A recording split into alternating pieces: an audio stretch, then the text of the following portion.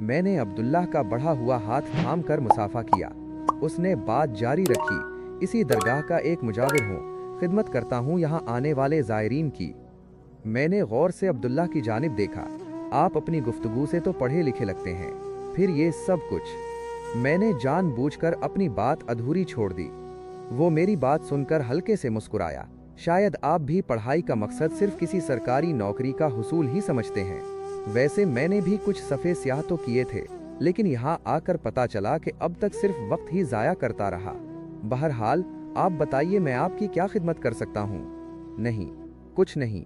दरअसल मेरे दोस्त नीचे साहिल पर मेरी राह तक रहे होंगे। आपसे मिलकर अच्छा लगा। मैंने अब्दुल्ला के कांधे पर हाथ रखकर उसे दबाया और वापसी के लिए पलटा। पीछे से अब्दुल्ला की आवाज़ सुनाई दी, कोई मिन्नत नहीं मांगेंगे आप? मैं मुस्कुराकर पलटा, चलें ये वादा रहा, जब कभी कोई मिन्नत मांगनी हुई तो यहीं आपकी इस दरगाह में आकर मांगूंगा।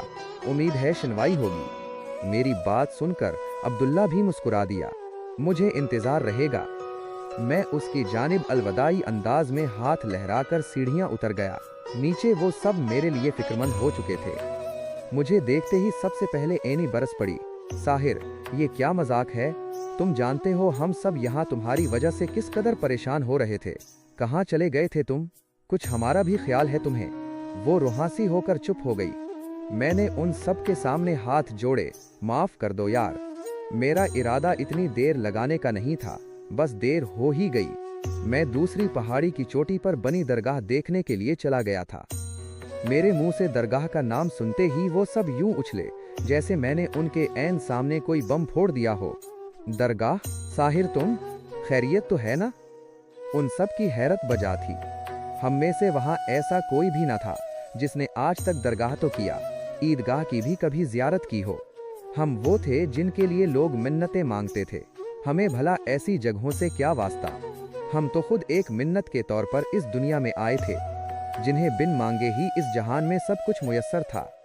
फिर भला हमें क्या जरूरत थी इन दरगाहों और मस्जिदों में माथा टेकने की? हमसे तो हमारा खुदा वैसे ही सदा के लिए राजी था। मैंने जुर्माने के तौर पर इसी रात सभी को हॉलिडे इन में डिनर की दावत दी। तब जाकर उन लोगों का गुस्सा ठंडा हुआ, लेकिन एनी अभी तक रूठी हुई थी।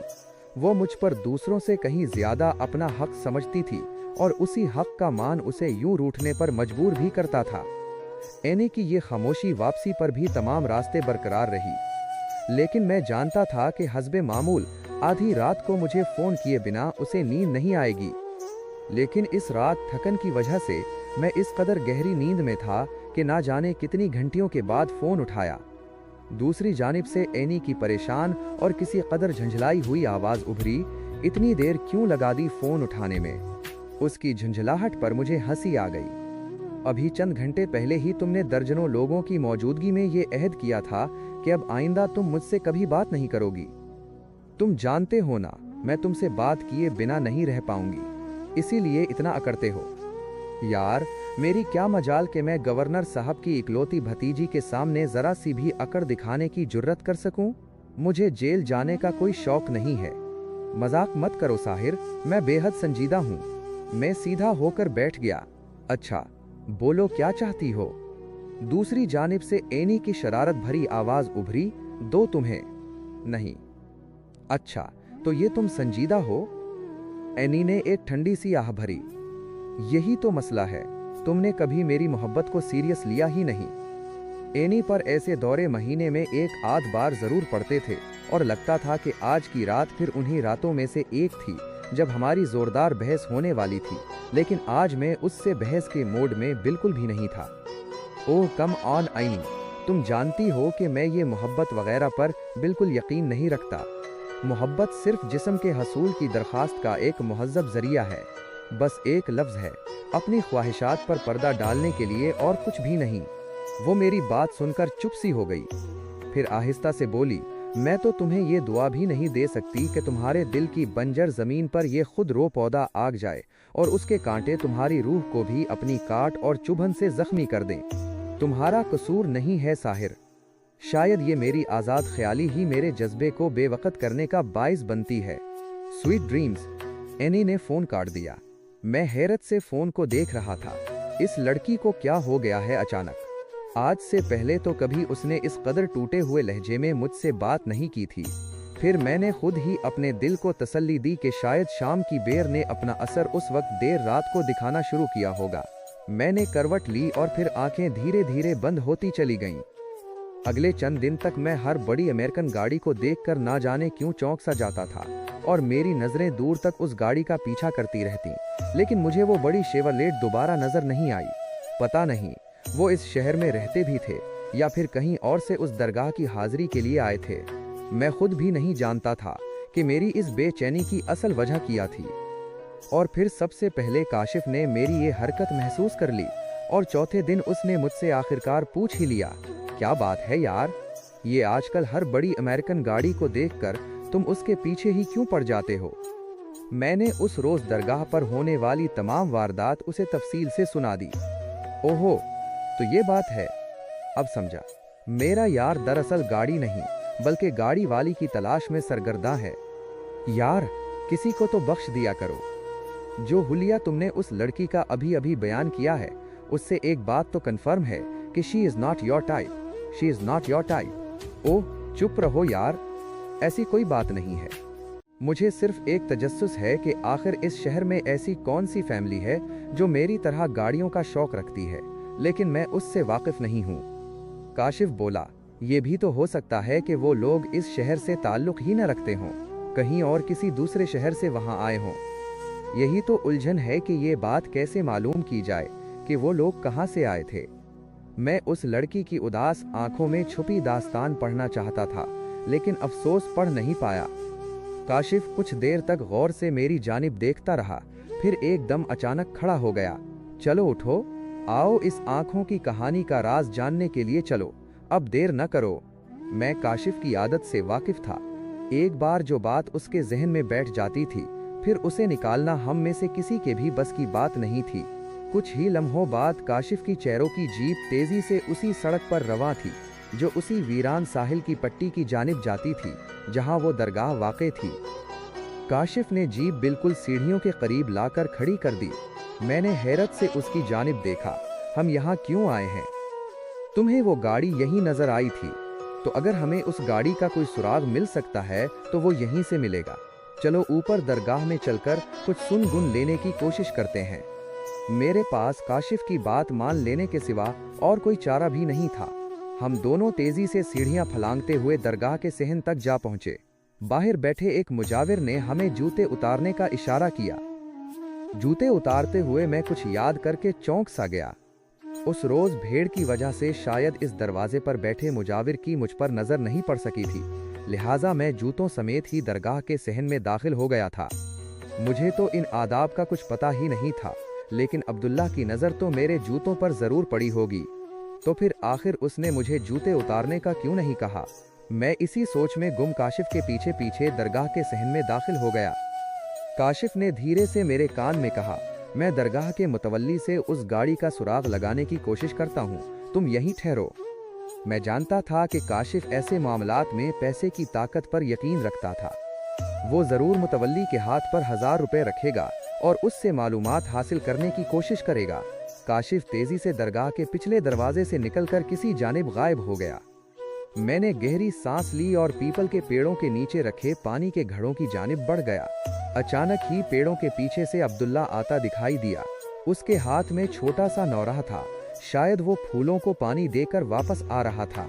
हम दोनों की नजरें एक वक्त टकराएं। अब्दुल्ला ने खुश दिली से मेरा इस्तकबाल किया। अरे आप, क्या मैं ये समझूं कि मन्नत मांगने का वक्त इतनी जल्दी आ गया? मैंने नफी में सर हिलाया। नहीं, अभी वो वक्त नहीं आया। दरअसल तजस्सुस की खोज मुझे दूसरी बार यहाँ तक खींच लाई है। अब्दुल्ला ने गौर से मेरी जानिब देखा। मैं दुआ करूंगा कि आपकी खोज अधूरी ना रहे। Thank you. वैसे एक बात कहूँ, अगर बुरी ना लगे, हम दोनों ही तकरीबन हम उम्र हैं और ये आप जनाब के चक्कर में पड़कर हम खाह मखाह ही तकल्लुफ़ के धागों से बंधे जा रहे हैं। अगर हम दोनों एक दूसरे को तुम कहकर मुखातिब करें तो मैं बहुत आसानी महसूस करूंगा। अब्दुल्ला मुस्कुराया। चलो ऐसा ही सही। लफ्ज़ और अलकाब तो सिर्फ इजहार का एक जरिया होते हैं। एक बात बताओ, उस दिन पहली मर्तबा जब मैं इस दरगाह तक आया था तो अपनी लाइल्मी की वजह से जूते उतारना भूल गया था, लेकिन तुमने मेरे जूते देखकर भी मुझे उतारने को नहीं कहा। क्यों? क्या तुम नहीं समझते कि इस तरह अनजाने ही में सही, पर मैंने दरगाह के फर्श की बेहुरमती की थी?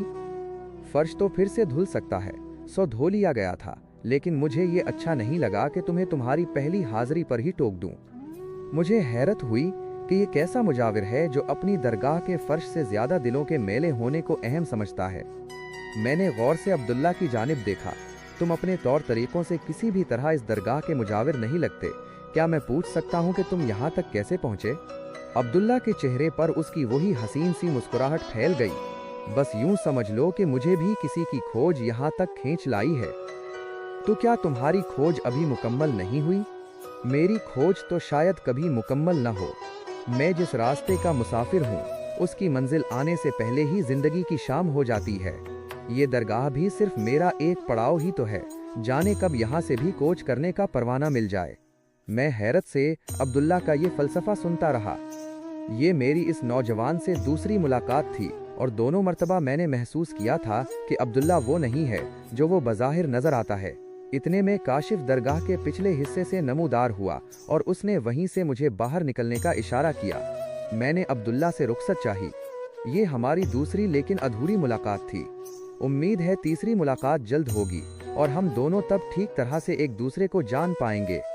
अब्दुल्ला ने मुस्कुराकर मुझसे जवाबी मुसाफहा किया। जब जब जो होना है तब तब सो होता है। मैं काशिफ की वजह से जल्दी में था, लिहाजा अब्दुल्ला की इस गहरी बात पर ज्यादा गौर न कर सका। काश मेरा फहम उस वक्त इस कदर वसी होता और अब्दुल्ला की इस पेशगोई को समझ पाता कि आइंदा मेरी जिंदगी में कैसे कैसे तूफान बरपा होने वाले हैं।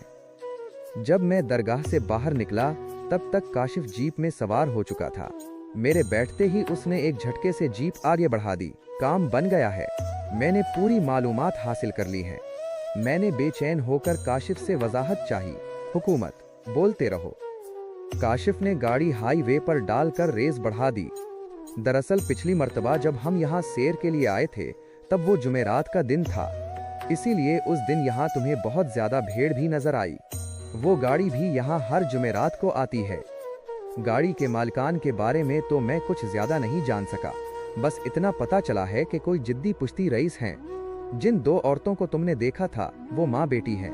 कभी कभार उनके साथ लड़की का बाप भी चढ़ावा चढ़ाने आ जाता है। अलबत्ता माँ बेटी का गुज़िश्ता 2 बरसों से ये पक्का मामूल है कि वो हर जुमेरात की शाम यहाँ आती हैं और हर हफ्ते हजारों रुपए का चढ़ावा चढ़ाकर वापस चली जाती हैं। तुम्हें ये सब कुछ किससे पता चला? मेरा मतलब है कि जुमेरात की शाम आने वाले ज़ायरीन की तादाद तो अच्छी खासी होती होगी, फिर उनके दरमियान एक खास खानदान को याद रखने वाला कौन हो सकता है? काशिफ जोर से हंसा। आपकी इसी मासूमियत पर कुर्बान जाने को जी चाहता है जनाब। यार, चाहे हर जुमेरात सैकड़ों लोग दरगाह की ज़ियारत को आते हों, पर उनमें से कोई भी ऐसा नहीं होगा जो हर बार हजारों रुपए की नजर देता हो। और फिर उनकी गाड़ी और उनके रख रखाव को तो तुमने खुद नोटिस किया है। ऐसे लोग हजारों की भीड़ में भी हों तब भी उन्हें पहचाना जा सकता है। अब अपना ज्यादा सर मत खुपाओ, सिर्फ 2 दिन की बात है। इस जुमेरात को हम खुद यहाँ दरगाह के दरवाजे के करीब डेरा लगाए बैठे होंगे। सिर्फ एक बार कार का रजिस्ट्रेशन नंबर पता चल जाए, फिर उस खानदान का खोज लगाना मेरे बाएं हाथ का खेल है। बस इंतजार करो मेरी जान। अगले 2 दिन मेरी जिंदगी के शायद सबसे ज्यादा बेचैन दिन रात थे, पर वक्त किसी तरह गुजर ही जाता है, सो ये 2 दिन भी कट ही गए और जुमेरात की सहपहर में और काशिफ दोनों ही उस पहाड़ी चट्टान की चोटी पर बैठे उस कार का इंतजार कर रहे थे जहां से पहली मर्तबा मेरी नजर उस गाड़ी पर पड़ी थी। वक्त भी उस कुचवे की तरह धीरे धीरे सिरक रहा था जो दूर साहिल के किनारे पानी में उतरने की कोशिश में सरगर्दा था, लेकिन हर बार समंदर की एक बड़ी लहर उसे उठाकर फिर से दूर रेतीले साहिल पर फेंक देती थी। मैंने भी जितनी मर्तबा अपनी कलाई पर बंधी घड़ी देखी, मुझे यही लगा कि मेरी घड़ी की सोइयों को भी वक्त की ऐसी ही कोई जोरदार लहर उठाकर बार बार पीछे फेंक देती है। शायद वो मेरा 13वां सिगरेट था जब अचानक काशिफ जोर से चलाया। वो आ गई। मैं मुतवक्के इंतजार के बावजूद यूं जोर से चौंक कर पलटा जैसे कोई इन्होनी हो गई हो। दौर बिल खाती सड़क पर वही शेवरलेट रेत उड़ाती दौड़ी चली आ रही थी। अमीन किराम, कहानी का दूसरा हिस्सा सुनने के लिए जुड़े रहें हमारे चैनल अयाज मॉरल स्टोरीज के साथ। हर रोज पाकिस्तानी टाइम के मुताबिक शाम 6 बजे वीडियो अपलोड कर दी जाती है। आप सब पर अल्लाह की रहमत हो।